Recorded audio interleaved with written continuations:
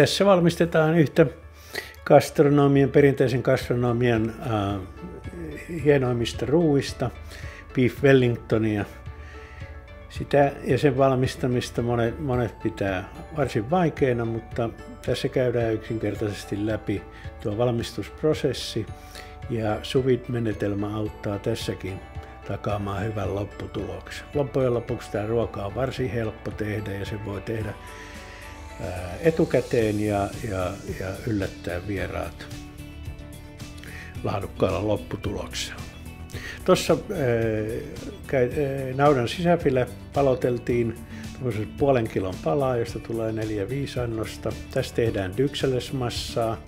Tällä kertaa siinä on kuivattuja suppilovahveroita, mutta mikä tahansa sieni kelpaa. Usein se tehdään herkkusienestä. Dyksellesmassan idea on se, että se muodostaa tämmöisen eristeen siihen lihan ja taikinan väliin, koska se ainut ongelma oikeastaan tässä ruoassa on se, että lihan ja taikinan pitäisi olla kypsää samaan aikaan. Tässä nyt on lisätty hieman tomaattipyrettä ja siirappia siihen, että saadaan sellainen mahdollisimman kiinteä massa. Massa voi maustaa yrteillä tai niin kuin tässä tapauksessa vaan suolalla ja pippurilla. Massa laitetaan jäähtymään ja sen jälkeen tehdään tämä toinen eriste, eli tuohon kelmun päälle ladotaan parmankinkkua. Ja tämän eristeen tavoitteena on se, että se taas eristää sen dyksellesmassan ja taikinan, niin että taikina ei kostu, joka sitten teki sen, että se taikina jää raaaksi. Jäähdytetty, suvitettu liha voidellaan tuolla sinapilla niin, että dyksellesmassa paremmin siihen tarttuu. Ja sen jälkeen koko hoito käännetään rullaksi tuon kelmun avulla.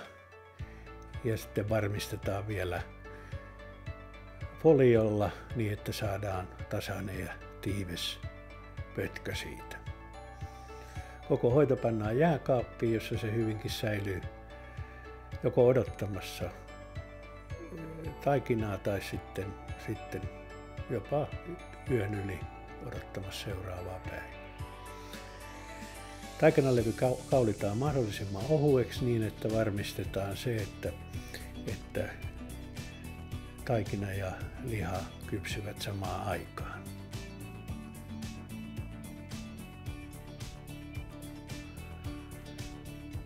Liha kääritään tuohon taikinaan, ylimääräiset hulppeet leikataan pois, jotka hyödynnetään myöhemmin sitten koristelussa.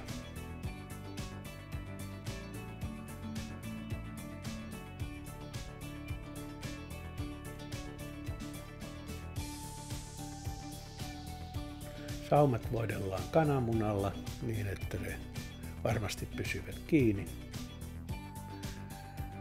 Tämä valmis pötky sitten koristellaan ja tämä kaikki voidaan tehdä valmiiksi helposti tai mielellään edellisenä päivänä ja se säilyy varsin hyvin jääkaapissa odottamassa vieraita. Se helpottaa isännän työtä, koska sitten suoraan jääkaapista uuniin niin puolen tunnin kuluessa meillä on ruoka valmis.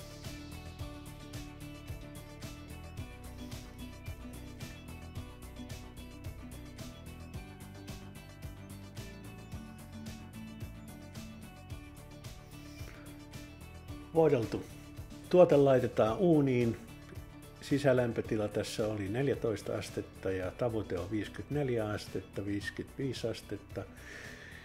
Kiertoilmauunissa 160 astetta lämmintä ja 25-30 minuuttia paistoaikaa ja tässä valmis tuote.